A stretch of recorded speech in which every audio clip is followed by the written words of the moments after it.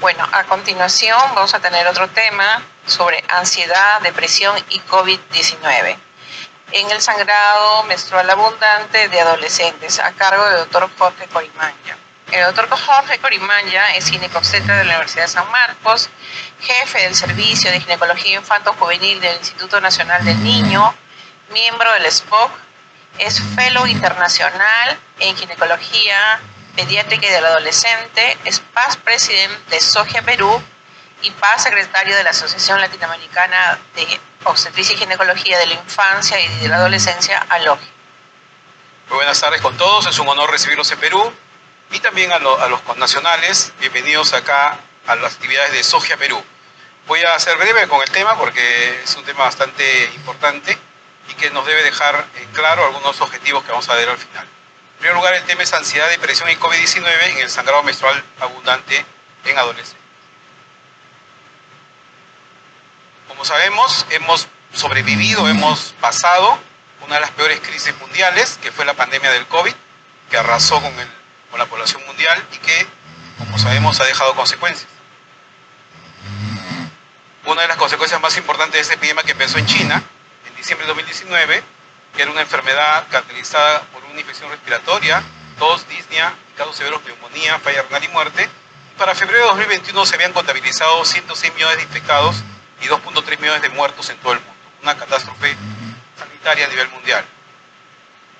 Como se ha mencionado en las ponencias anteriores, hablamos del sangrado menstrual abundante como una entidad ginecológica frecuente en la menarquia, donde pueden aparecer sangrados que pueden llevar incluso a shock hipovolémico y una emergencia por anemia aguda. Y lo que se vio en las épocas posteriores a la pandemia de COVID fue un incremento de las consultas por alteraciones del ciclo menstrual. Dentro de estas se incluyó la hemorragia uterina. En nuestro país, nosotros nos dimos cuenta en la atención del Instituto Nacional de Salud del Niño cuando pasó la pandemia, que registramos una curva un poco llamativa de atenciones por hemorragia uterina normal en adolescentes que se atienden normalmente en el servicio. Como ven en esta curva, hasta el año 2020, antes de la pandemia, teníamos prácticamente una línea recta, casi un poquito de declive, y a partir de ese año, 21-22, la curva se incrementa en forma, digamos, exponencial. Por lo tanto, nos llamó la atención y comenzamos a buscar información sobre qué podía estar pasando con nuestras pacientes, ya que no solamente aumentaban las atenciones, sino también las hospitalizaciones, y también veíamos pacientes con sangrado menstrual abundante que eran un poquito reticentes al tratamiento. Algunas de ellas permanecían hospitalizadas por varios días, más de lo que normalmente se quedaban. Entonces descubrimos que en el COVID-19 y ya había algunos autores que habían descrito algunos efectos sobre el ciclo menstrual. Por ejemplo, en publicaciones como la de Madan, hicieron una revisión sistemática donde indican que los efectos de la pandemia sobre la función del ovario no se habían tomado en cuenta, pero que cuando revisaron 160 artículos entre enero de 2020 y septiembre de 2021, se llegó a afirmar que hay una alteración significativa de las hormonas sexuales a las mujeres que tenían la enfermedad del COVID-19. O sea, el COVID-19 causaba el trastorno, estaba relacionado con un aumento de esta predisposición a hacer alteraciones hormonales ováricas. Estas alteraciones se manifestaron en los hallazgos de acortamiento de los ciclos y también el sangrado menstrual prolongado en mujeres en edad fértil, incluyendo la falla ovárica y la infertilidad. Pero además, el COVID-19 se había señalado como disparador de algunas complicaciones. Como nosotros sabemos, algunas enfermedades empeoraban con el COVID-19. En el caso de la función ovárica, se ha señalado que la proteína enzima convertidora de angiotensina 2 y otros correceptores serían los mediadores de por qué el COVID afectaba a la función ovárica en las pacientes en estos momentos de la pandemia. En el ovario, la enzima convertidora de angiotensina 2, al margen de la edad y la reserva ovárica, tiene un rol significativo en las diferentes fases del ciclo menstrual a través de la angiotensina 1,7. Como sabemos, angiotensías que conocíamos hace tiempo ahora son de varias clases, una de ellas la 1,7. Y en el estudio de González se encuentran 72 mujeres infectadas, 38% tenían alteraciones menstruales, fundamentalmente sangrado vaginal y EPOT. ¿Qué más? Varios estudios relacionaban el incremento de alteraciones menstruales con la pandemia y específicamente con la infección del COVID-19. Sin embargo, también existieron otros estudios que refutaban esta relación y no encontraban variación. Probablemente porque los estudios no habían considerado que el COVID de repente encerraba otro tipo de variables o confundentes que podrían hacer que las investigaciones se derivaran hacia eso. Aftaben y colaboradores en un estudio de 700 mujeres recuperadas del COVID encontró que la mayoría no presentaba alteraciones menstruales.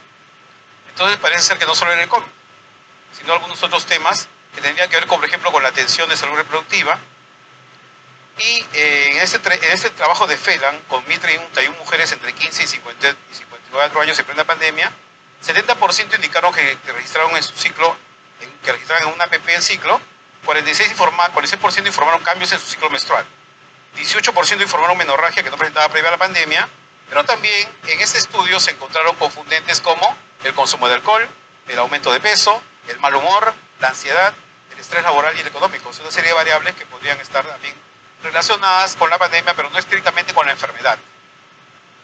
El otro tema a ver es que también se percibió que luego de la vacuna COVID, las vacunas disponibles en ese momento de mRNA, de Pfizer y Biotech y la vacuna Moderna, habían reportado entre las reacciones adversas muchas reacciones derivadas con el tema de la menstruación.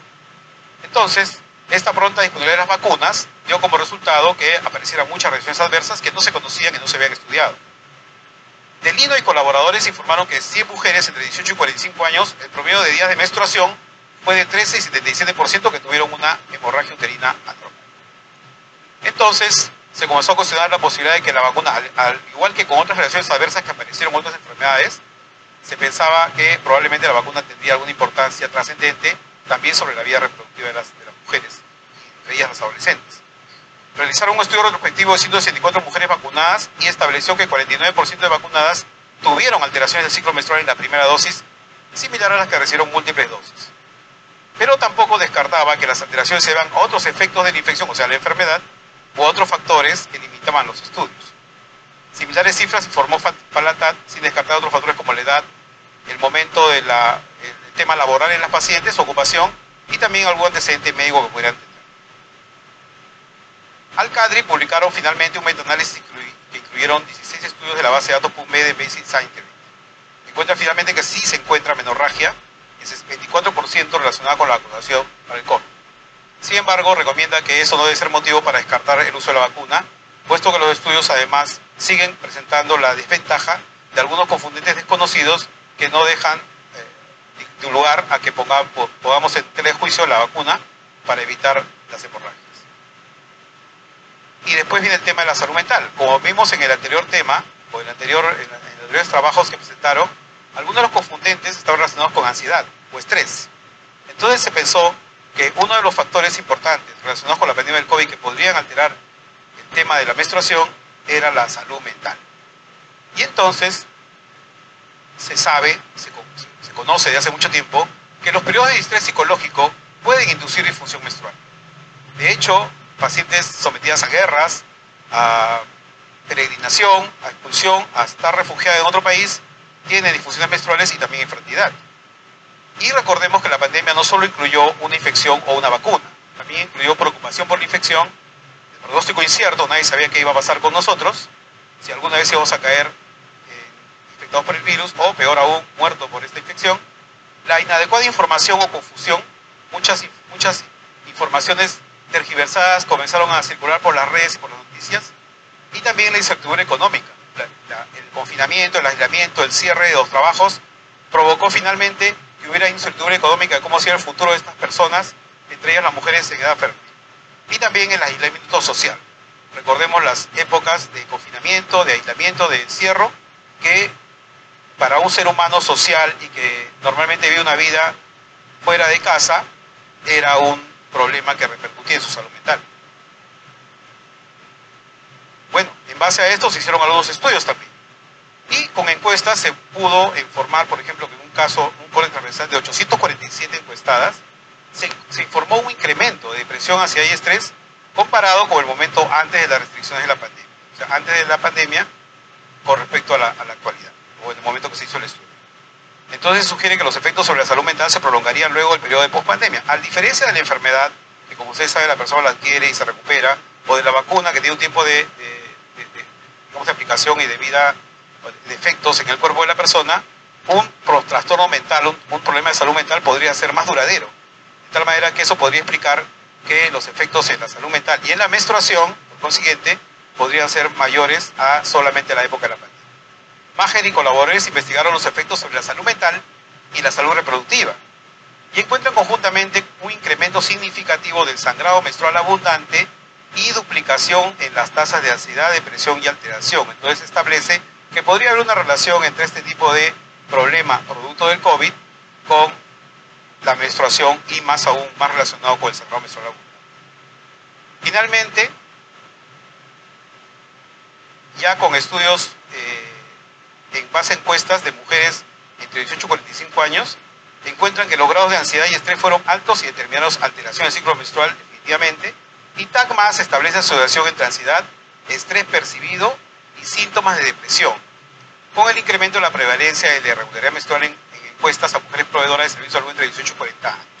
Esos estudios lo que hacen es evaluar con encuestas comparativas y verificar realmente cuál es el efecto de la ansiedad o cómo se asocia la ansiedad y la depresión con alteraciones menstruales dichas por las mismas pacientes.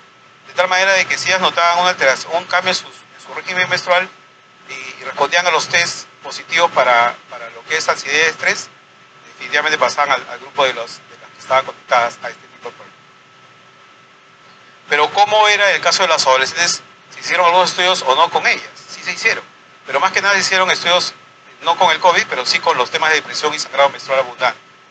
Weyand y colaboradores han hecho un estudio de cohorte de 1.168 mujeres de 9 a 18 años, 581 derivadas por sangrado menstrual abundante de los servicios de pediatría y 587 sin sangrado menstrual.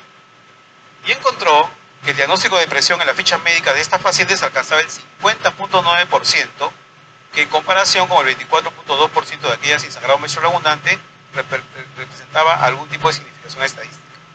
Y McGrath encuentran que 272 adolescentes con sangrado menstrual abundante encontró una frecuencia de depresión del 40.1% y de ansiedad del 37.1%. Y cuando compararon en ese momento la prevalencia de estos dos psicológicos en la población general de esas edades, encontró que había una diferencia más o menos de 20 puntos. Ahora, recordemos que las adolescentes, como ya dijeron en las ponencias anteriores, el sangrado uterino anormal frecuentemente, el más frecuente es por difusión ovulatoria o el llamado sangrado uterino disfuncional, y que es responsable en casi el 95% de los casos, y se debe a ciclos anovulatorios, por inmadurez del eje hipotálamo hipoficiario, o por cualquier alteración o ocasión de privación o niveles insuficientes de estrógeno, progestinas o ambas, de tal manera de que en las adolescentes el ciclo reproductivo femenino no es casi siempre como está en la gráfica, sino que se altera profundamente por la falta de ovulación. De tal manera que al no haber una ovulación importante va a haber cambios en lo que es la maduración endometrial y también la secreción de progesterona. Por lo tanto, vamos a tener ciclos cortos, ciclos largos o hemorragias en relación con anovulación. Estos conceptos ya lo dijeron, el sangrado prolongado y abundante, hablamos de excesivo cuando tenemos hemoglobina inferior a 8 gramos por decilitro, que muchas veces necesitan hospitalización y transfusión. La necesidad justamente de tratamiento contra la anemia y tratamiento de hospitalización es lo que se veía aumentado en los periodos en que se encontró lo que era la relación con la pandemia y esta curva elevada. En conclusión, ¿qué podemos decir? Que si bien es cierto, hay muchas dudas con respecto a la relación entre COVID-19, la vacuna y los trastornos mentales resultado de esta pandemia, definitivamente lo que tenemos en la realidad ha sido un aumento de estos casos de hemorragia uterina normal y queda mucho por estudiar, mucho por profundizar sobre las variables que de repente no hemos considerado. Hay una relación entonces entre pandemia, infección, las variables sociales, la vacunación y los efectos sobre la salud mental que deben considerarse en el momento de evaluar a las adolescentes con alteraciones menstruales, y esto no es de ahora, debió haber sido siempre, en especial en los cuadros de sangrado menstrual abundante, a fin de mejorar no solamente su recuperación de la parte orgánica y biológica, digámoslo, sino también de la recuperación del tema de salud mental, que puede ser una alteración que viene antes de la hemorragia, que se presenta durante el cuadro de estrés por la hospitalización o la hemorragia, o después de ella por los resultados de haber perdido tiempo, haber perdido clases, haber perdido relación con sus pares, etc. Los adolescentes pues tienen una alta prevalencia de etiología disfuncional del sangrado menstrual abundante y su relación con el estrés, depresión y ansiedad debe ser considerada desde el momento inicial que vemos a nuestra paciente. Por lo tanto, un enfoque biopsicosocial de estas adolescentes que vienen por trastornos menstruales y en especial con los sangrados menstruales abundantes debe ser algo mandatorio en nuestra consulta particular. Muchas gracias. Agradecemos al doctor Corimanya por su brillante ponencia E invitamos a los ponentes y a los que están participando en este congreso a hacer las preguntas pertinentes.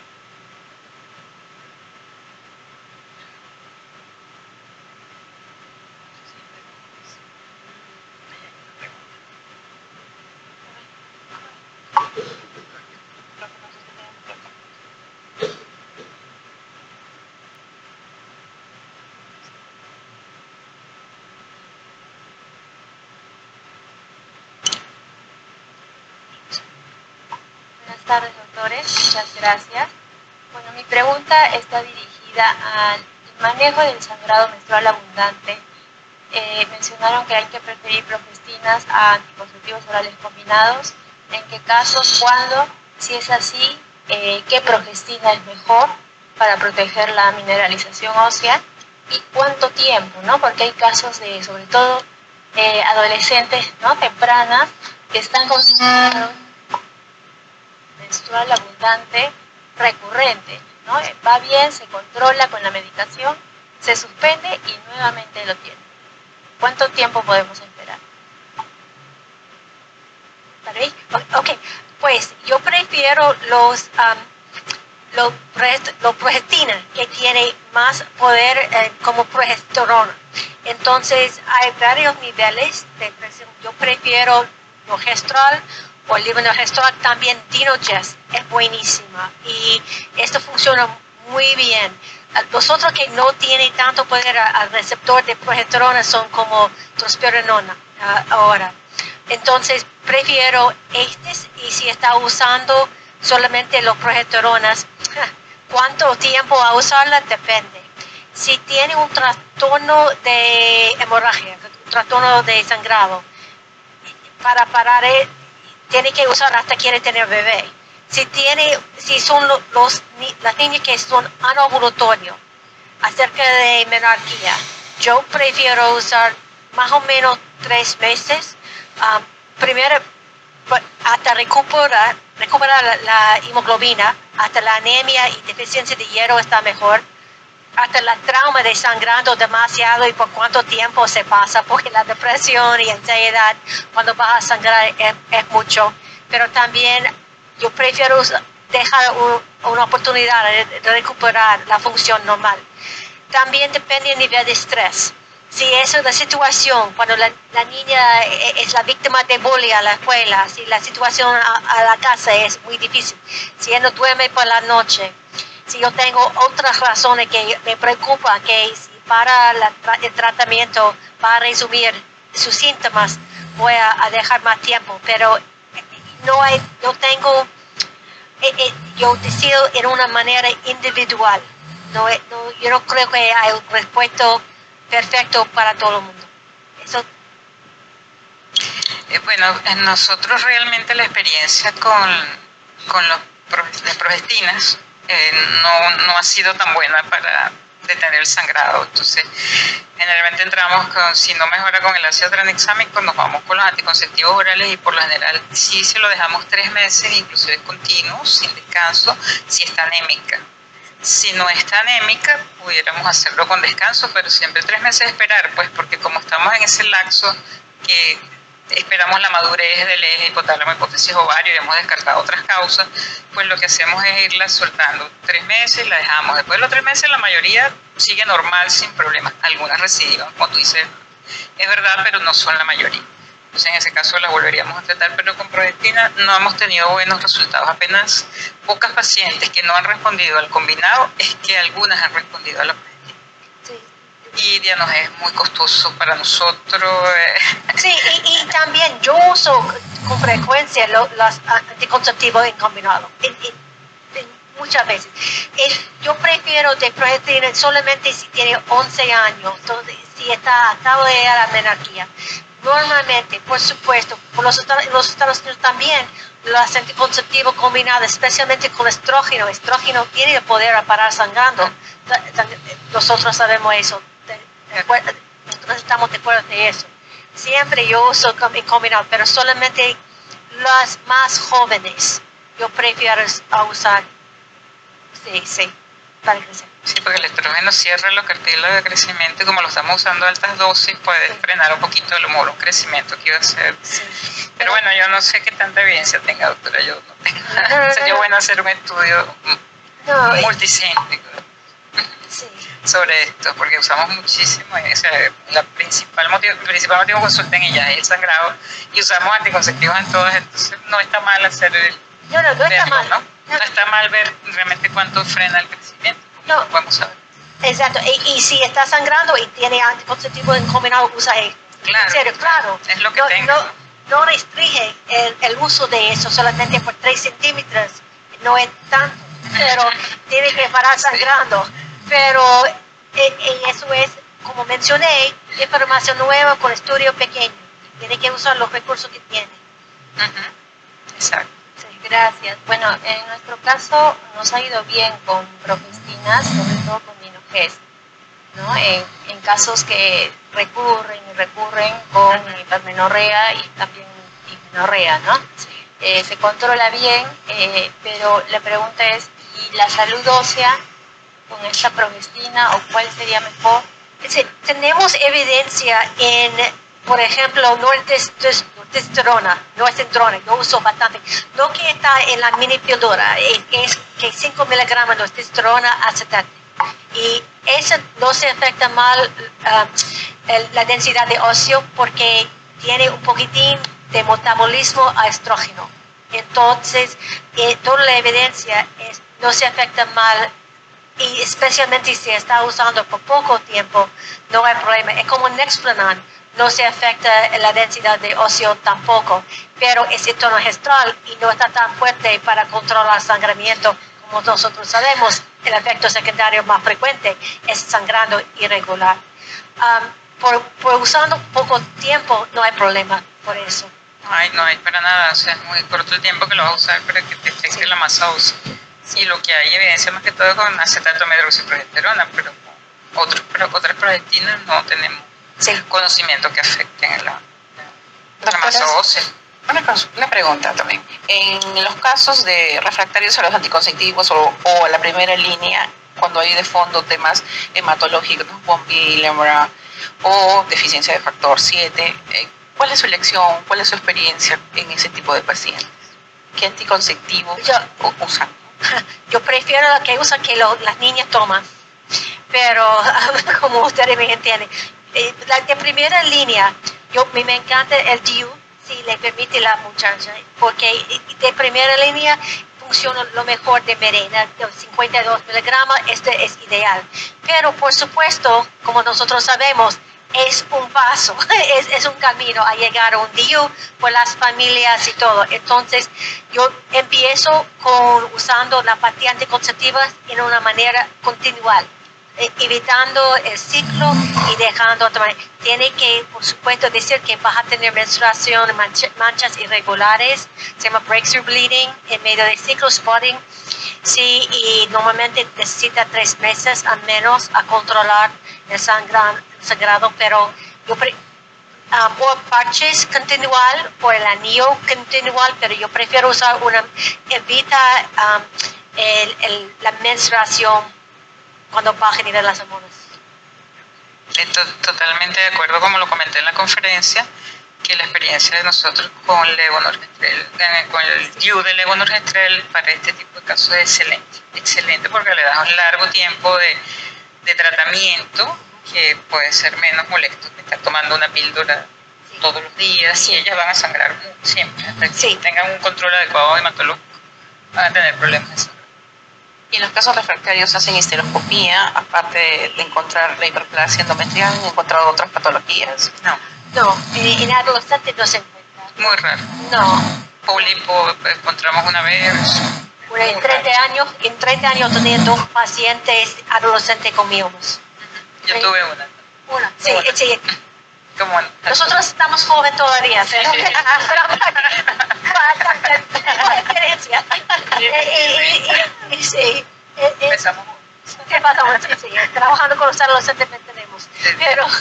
Pero en serio, eso no es tan común. Entonces, no es necesario hacer biopsia ni histeroscopía ni nada de eso. Si entran los 20, y si tiene bastante obesidad, si tiene Kelvin, si tiene una cosa que da riesgo genética como mutación de PITA, ok, posible considerar el NOPET, pero de adolescente no es necesario. Exacto, no es necesario. La ecografía además nos ayuda mucho a determinar si hay algo estructural realmente, no hay que llegar a un endoscopio. Sí. ¿Cómo maneja en caso de que los progenitores se niegan a que la niña esté usando medicaciones hormonales para el esquema de disminución del sangrado menstrual abundante? Realmente no vemos resistencia. Yo por lo menos nosotros con explicarle muy bien por qué se necesita usar esta medicación. Y claro, como dijo la doctora también, empezamos siempre con el ácido tranexámico, entramos de golpe y con la hormona. Solo que no mejore o no responda al ácido tranexámico, pues vamos a eso y explicándole muy bien. Nosotros no hemos visto resistencia que no tomen el anticonceptivo. Yo tengo bastante pacientes que tienen resistencia. Culturalmente hay algunos grupos específicamente que tienen bastante problema con anticonceptivo.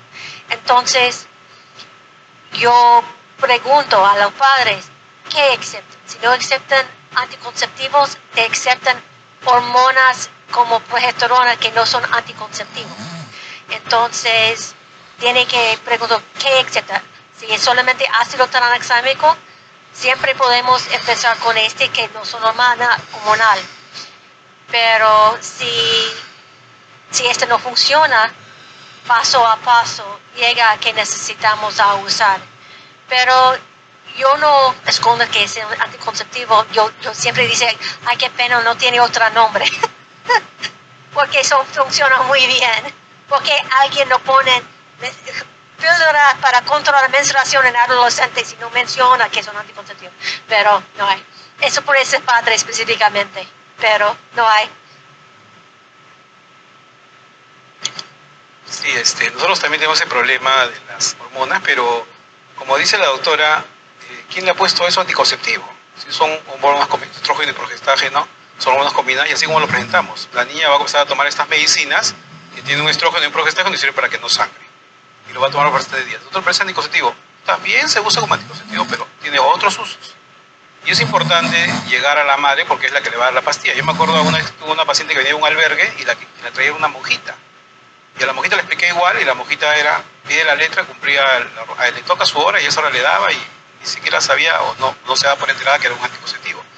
Porque en realidad es como ellos son rótulos que le hemos puesto a las medicinas. Pero las píldoras hormonales no solamente sirven como anticonceptivo, es más, los usos no anticonceptivos son más que los anticonceptivos. Me sorprende, yo tengo pacientes de 12 años y que tienen Von Willebrand, mi mamá tiene Von Willebrand y viene por una merena y lo pongo en la oficina de 12 años, porque funciona por la mamá y la mamá dice, niña, yo sé, es un poquitín duro, vamos por el lado después, pero ahora esto va a ayudarte. En serio, y le tolera más me sorprende, pero cuando la mamá está de acuerdo con el plan, funciona mejor. ¿Alguna pregunta más? Bueno, entonces damos por clausurada esta mesa. Gracias a todos los ponentes.